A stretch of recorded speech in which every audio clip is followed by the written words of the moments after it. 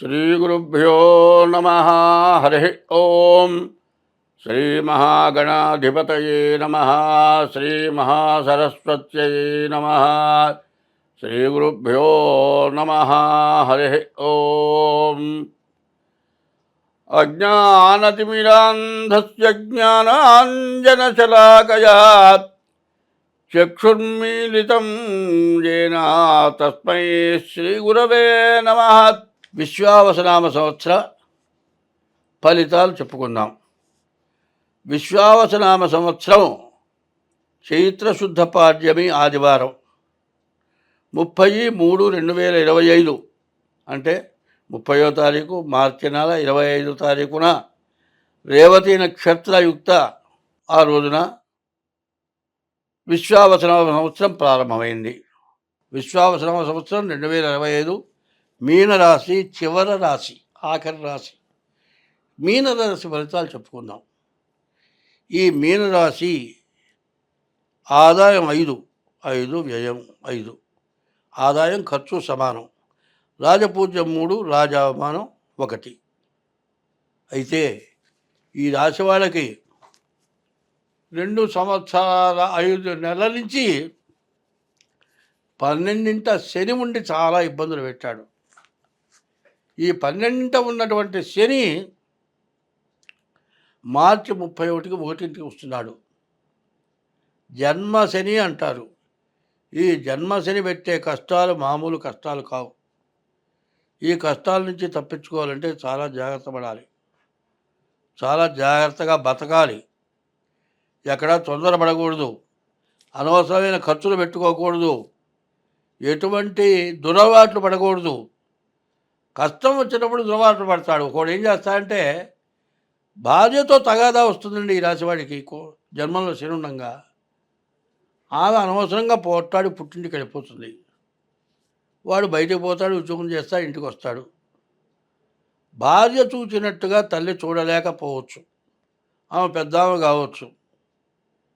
అన్నం తిన్నావా లేదా అని అడగకపోవచ్చు. పరిస్థితులను బట్టి పెట్టుకుని తినాల్సి రావచ్చు. భార్య లేకపోతే చాలా కష్టాలు రావచ్చు. ఇంత మాత్రం చేత భార్య భర్తలకి సంబంధాలు తెగిపోతాయని మాత్రం అనుకోబాకండి. ఈ జన్మల్లో ఉన్న శని వల్ల కుటుంబ కలహాలు సహజం. అయితే కొంత బాగా ఇబ్బంది, బాగా కష్టం వస్తుంది. చేసే ఉద్యోగంలో సమస్య వస్తుంది. ఆ ఉద్యోగం మానుకొని రావాల్సిన పరిస్థితి వస్తుంది. ఇంట్లో పెళ్ళాం సక్రమంగా లేక, నువ్వు చేసే పని నచ్చక, నువ్వు బాగా చేసినా కూడా నీ మీద రిమార్కు పెట్టి, నీ మీద పక్క వాళ్ళు నేరాలు చెప్పి, నిన్ను వెళ్ళగొట్టించడానికి నువ్వు బాగా బాగుపడుతున్నావని నిన్ను పాడు చేయడానికి నీతోటి పక్క వాళ్ళు నీ మీద యజమానికి రిపోర్ట్లు ఇచ్చి నిన్ను ఇంటికి పంపించడానికి రకరకాలైన ప్రయత్నాలు జరిగితే ఇంకో ఉద్యోగం చూసుకుందాం అనిపించవచ్చు. అప్పుడు ఏమవుతుందంటే ఇది కాదని ఇంకో చోటికి మారితే మారిన 3వ రోజు నువ్వు అక్కర్లేదు ఇంటికి పంపంటారు. ఉన్నది ఊడే, ఉంచుకున్నది ఊడే అని శాస్త్రం. ఈ ఉన్నది ఉంచుకున్నది అర్థం ఏంటంటే భార్య ఉండగా పరాయి స్త్రీతో వ్యామోహంతో పడితే ఈ బాధగా భార్య వెళ్ళిపోతుంది. నీ దగ్గర డబ్బు లేకపోతే ఉంచుకున్నది కూడా వెళ్ళిపోతుంది. ఇటు భార్య వెళ్ళిపోయా ఇంట్లో నుంచి, ఉద్యోగం బాయా, కొత్త కాదు ఇంకో ఉద్యోగంలో బాగా బతుకుదామని వెళ్తే ఆ ఉద్యోగం పోయా. ఇన్ని కష్టాలు ఈ రాశికి బాగా దగ్గరలో ఉన్నాయి. ఇవన్నీ ముందుగా వచ్చేది తెలియపరుస్తున్నా. నువ్వు ఎక్కడ తొందరపడ్డా కూడా ఇబ్బందే. ఇంట్లో భార్య ఎప్పుడైనా సరే ఎవరూ లేనప్పుడు స్వతంత్రంగా తిరగబడేవాళ్ళు 180 మంది ఖచ్చితంగా ఉంటారు. ఎందుకంటే భార్యను నువ్వు ప్రేమగా చూస్తే ఆమె స్వతంత్రం మీద ఏదైనా అడుగుతుంది. నువ్వు అది తీర్చలేకపోతే నీ ఇబ్బంది ఆలోచించకుండా తిరగబడుతుంది. కానీ నీ ఇబ్బందిని బట్టి మంచిగా చెప్పుకుంటే పర్వాలే. నీ విసుగు మీద ఏదైనా మాట్లాడావంటే మాత్రం ఎప్పుడూ అడగని మనిషి కూడా ఆ రోజు అడగటం జరుగుతుంది. అడిగినప్పుడు తీర్చకపోవడం జరుగుతుంది. ఇది కాక ఇంకా తొందరపడితే ఓ దెబ్బ కొట్టడం జరుగుతుంది. ఆమె వెళ్ళిపోవడం జరుగుతుంది. ఉద్యోగం పోవడం జరుగుతుంది. అప్పులు వాకిలు ఎక్కువ అవుతాయి. ఇట్లాంటి సమస్యలు వచ్చి జీవితమే దండగా, బతకటమే దండగా చద్దామా అన్నంత పరిస్థితి వస్తుంది ఈ రాశి వాళ్ళకి. ఇట్లాంటి పరిస్థితుల నుంచి తప్పించుకోవాలి. ఇది గోచారంలో వస్తున్న సమస్య. గ్రహచారం అంటే జన్మ లగ్నరీత్యా వస్తుంది. అయ్యా, మీనరాశి వాళ్ళకి ఒక్కళ్ళకే కాదు, నిన్నటి దాకా కూడా కుంభరాశి వాళ్ళు కూడా ఆ అవస్థలు పడ్డారు. ఆ అవస్థల నుంచి తప్పించుకున్నారు. ప్రతి వ్యక్తికి కూడా ఏలినాటి శనిలో ఇట్లాంటి సమస్యలు, బాధలు చాలామందికి వచ్చినాయి. ఎవడికి వాడికి నేనే నా సాగినంతకాలం నా అంత మగవాడు లేడంటాడు, సాకపోతే నా అంత ఎదవలేడు అనుకుంటాడు. వాడే కాదు, ఇంట్లో వాళ్ళు కూడా అట్లాగే అంటారు. తెచ్చిపెట్టినంతకాలం ఆనందంగా తింటారు, తెచ్చి పెట్టలేని టైంలో తిరగబడతారు. కాబట్టి ఈ రాశి వాళ్ళు ముందుగా మీ డేట్ ఆఫ్ బర్త్ చూపించుకోండి. డేట్ ఆఫ్ బర్త్ ద్వారా మీ జాతకం చూపించుకోండి. అయితే నేను ముఖ్యంగా ఈ మేషరాశి దగ్గర నుంచి మీనరాశి వాళ్ళందరికీ కూడా ఒక్క మాట ముఖ్యంగా చెబుతూ ఉన్నాను. పాపగ్రహాల బలం ఎక్కువగా ఉంది, శుభగ్రహాల బలం తక్కువగా ఉంది. ఆ 9 గ్రహాల్లో 6 పాపగ్రహాలు, 3 శుభగ్రహాలు కావడం చేత కష్టాలు ఎక్కువగా ఉంటాయి, సుఖాలు తక్కువగా ఉంటాయి. ప్రతి వాళ్ళకి సమస్యలు ఎక్కువగా ఉంటాయి, ఆదాయం తక్కువగా ఉంటుంది. కుటుంబంలో తండ్రి కొడుకు కావచ్చు, తండ్రి కూతురుకు కావచ్చు, మరి పెళ్లి కావాల్సిన పిల్ల వల్ల సమస్య రావచ్చు. ఇంతకుముందు పెళ్ళి వద్దనుకున్నాము కూడా ఏదో ఇంటర్ కాస్ట్కి వెళ్ళిపోయే పరిస్థితి రావచ్చు. ఇట్లాంటి రకరకాలైన సమస్యలు భార్యాభర్తలకి, తల్లి కొడుకులకి, తండ్రి కొడుకులకి, ఉద్యోగం చేసే చోట, పక్క ఇంట్లో, ఎదురింట్లో, ఇట్లా రకరకాల సమస్యలు రావటానికి బాగా ఇబ్బందికరమైన రాశి మీన రాశి. కష్టాలు అంటే అష్ట కష్టాలట, 8 రకాల కష్టాలట. ఏమిటంటే భార్యకి అనారోగ్యం, తర్వాత పిల్ల పెళ్లి ముహూర్తం వచ్చింది, తండ్రి చావు బతుకుల్లో ఉన్నాడు, ముహూర్తాన్ని పెళ్ళి అవుతుందో కాదో తెలియదు, కట్నం ఇచ్చాడు, కళ్యాణ మండపానికి కట్టాడు, కొన్ని లక్షల ఖర్చులైనవి. ఈ భార్య ఆరోగ్యం నుంచి ఇంటికి వస్తుందా, తండ్రి పెళ్లిదాకా తాగకుండా బతకకుండా ఉంటాడా, ఈ పెళ్లి జరుగుతుందా కాదా, ఈ పెట్టిన డబ్బులు మొత్తం ఖర్చు సద్వినియోగం అవుతుందా, దుర్వినియోగం అవుతుందా, ఇట్లాంటి సమస్యలు వచ్చిన వాళ్ళు చాలామంది ఉన్నారు. పెళ్లి టైంకి పెళ్లి కూతురు ముట్టయిపోయి పెళ్ళి ఆగిపోయిన పరిస్థితులు వచ్చినాయి. ఇట్లాంటి టైంలో అనుకోని సమస్యలు వస్తాయి. కాబట్టి ఎంత ఓర్పుగా ఉంటారో, ఎంత జాగ్రత్త పడతారో అంత మంచిది. ఎవరితో బలంగల వాడితో పోటీ పడకూడదు, బలహీనుణ్ణి హింసించకూడదు. నాకు సమయం వచ్చింది కదా అని బలహీనుణ్ణి బలగలవాడు హింసించినట్టయితే ఇట్లాంటి టైంలో వాడి గత అధోగతపడుతుంది. కాబట్టి అందరూ బాగుండాలి అనుకుంటే నీకు మంచి టైంలోనైనా ఎవరిని ఇబ్బంది పెట్టద్దు. నేనే చిన్నప్పుడు చేశా. తేలు వెళుతుంటే కొండికి తేలు వెనక తొండానికి దారం కట్టి కొంచెం దూరం పోని వెనక్కి లాగేవాడు. ఇది హింస. చంపితే తప్పు లేదు, అసలు చంపమని ఎక్కడా లేదు. పాము విషం, తేలు విషం, ఎయిడ్స్ రోగాలు, ఇట్లాంటి కొన్ని రోగాలకి ఆ విషం ఇవాళ విపరీతమైన ఖర్చు ఉంది. తేళ్లని పావురాళ్ళని బోన్లో పెట్టినట్లుగా తేళ్లని పాములు కూడా పెంచి దాని విషాన్ని మందులుగా వాడుతున్నారు. కాబట్టి అటువంటి వాటిని కూడా హింసించకూడదు.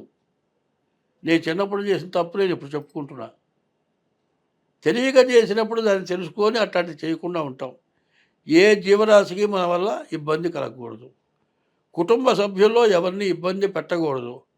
వాళ్ళు ఏదైనా తప్పు చేసినప్పుడు ఆ తప్పుని తెలియపరిచి మంచిగా మార్చడం ఈ సంవత్సరం ప్రతి వ్యక్తి యొక్క ప్రవర్తన అవసరం. కాబట్టి ఎవరైతే నేను చెప్పిన విధానాలను అనుసరిస్తారో అంతకంటే మంచి ఇంకోటి లేదు. కాబట్టి అందరూ బాగుండాలి అంటే ఈ సంవత్సరం చెప్పిన ఫలితాలు అందరూ కూడా బాగా ఆలోచించి అందరూ కూడా చెప్పిన విధానాన్ని అనుసరించి ప్రతివాడు కూడా మీ జాతకం చూపించుకొని అందరూ సుఖ సంతోషాలతో ఉండాలని ఈ సంవత్సర ఫలితాలు చెప్పడం జరిగింది. ఈ రాబోయే విశ్వావసనామ సంవత్సరం కొత్త సంవత్సరంలో ప్రత్యేకమైనవి, ముఖ్యమైనవి, వినాల్సినవి, పాటించాల్సినవి ఉన్నాయి. అవి చాలా కొద్దిలో ముఖ్యంగా చెప్తూ ఉన్నా. రాజకీయంలో సమస్యలు బాగా ఎక్కువగా ఉన్నాయి. రాజకీయ నాయకులు ఎవరు కూడా ఒక పద్ధతిలో నిలబడే లక్షణాలు లేవు. రాజకీయ పరిపాలన చేయడానికి పరిపాలకులకి సమస్యలు ఎక్కువగా ఉంటున్నాయి.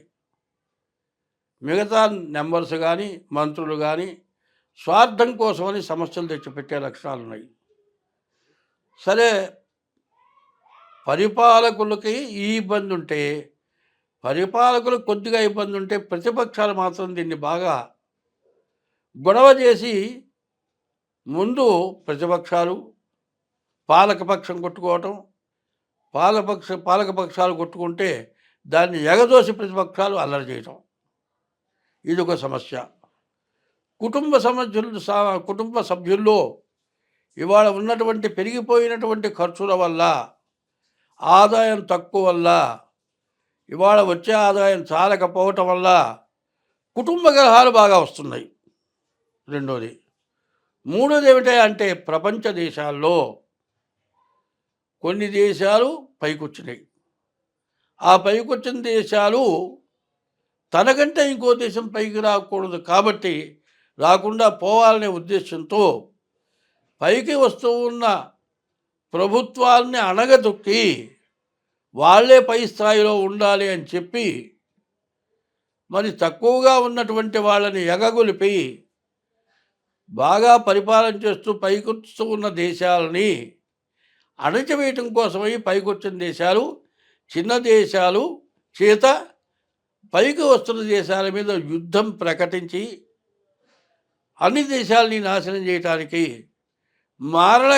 కాండతో యుద్ధాలు జరిపే లక్షణాలు బాగా ఎక్కువైనాయి. ఇదివరకు మీరు చూచారు. మరి ఏమైంది? అమెరికా, రష్యా ఉన్నాయి.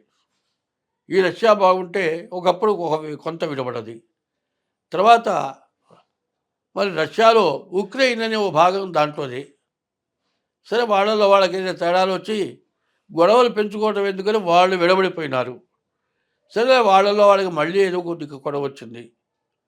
అయితే ధర్మంగా రష్యా విడగొట్టినటువంటి ఉక్రెయిను రష్యాని అణిచివేయాలనే ఉద్దేశం దానికే కలిగిందో, వేరే దేశాలు వాళ్ళని ప్రగల్పితే, వాళ్ళని ఎగ్గులిపితే వాళ్ళు యుద్ధానికి దిగారో తెలియదు. కానీ అది పెద్ద యుద్ధం జరిగేది, ప్రపంచ యుద్ధం అవుతుందేమో అనిపించే పరిస్థితి వచ్చినప్పుడు ఉక్రెయిన్ సర్వనాశనం అయిపోయింది. ఇప్పటికీ ఇంత జరిగిన తర్వాత యుద్ధాన్ని ఆపటానికి కొన్ని ప్రపంచ దేశాలు పట్టుబడితే యుద్ధం ఆగింది.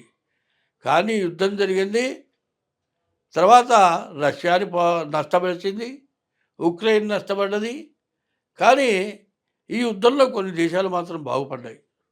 ఇట్లాంటివి చాలా జరగటానికి ఇప్పుడు బాగా అవకాశాలు ఉన్నాయి. ఇది రాను రాను ఉన్న ప్రపంచ దేశాల్లో సగం దేశాలు ఒక భాగం, సగం దేశాలు ఒక భాగంగా అయినట్లయితే ప్రపంచ యుద్ధం తప్పేటట్లుగా లేదు.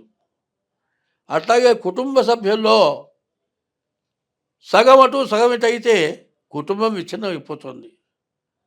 మన భారతదేశంలో పరిపాలకుల్ని అణచివేయడానికి ప్రతిపక్షాలు ఇబ్బంది పెట్టడమే కాక, పాలకపక్షంలో ఉన్నటువంటి కొంతమంది మంత్రులు కానీ, నాయకులు కానీ వాళ్ళ స్వార్థానికి వాళ్ళకి తగినటువంటి ఆదాయం లేకపోవటం వల్ల పాలకపక్షంలో రెవల్యూషన్ వచ్చి పాలకపక్షాన్ని పనియటానికి ప్రయత్నాలు జరిగి ఇట్లాంటివి రకరకాలైన నష్టాలు రావడానికి బాగా అవకాశం కనపడుతోంది. కాబట్టి ప్రకృతి విపత్తులు బాగా రావటానికి, విపరీతమైన వర్షాలు, విపరీతమైన ఎండలు, నదులు పొంగటం, మునిగిపోవటం, మరి పంటలు నాశనమైపోవటం, తినటానికి తిండి లేక ఇబ్బంది పడటం, పండిన పంట చేతికి రాకపోవటం, కష్టపడేవాడికి అంతా కష్టం చేసి పెట్టుబడికి కూడా తగినటువంటి ఆదాయం సగం కూడా, పెట్టుబడిలో సగం కూడా రాకుండా ఇబ్బంది పడటం, పరిపాలకులు సహాయం చెయ్యలేకపోవటం,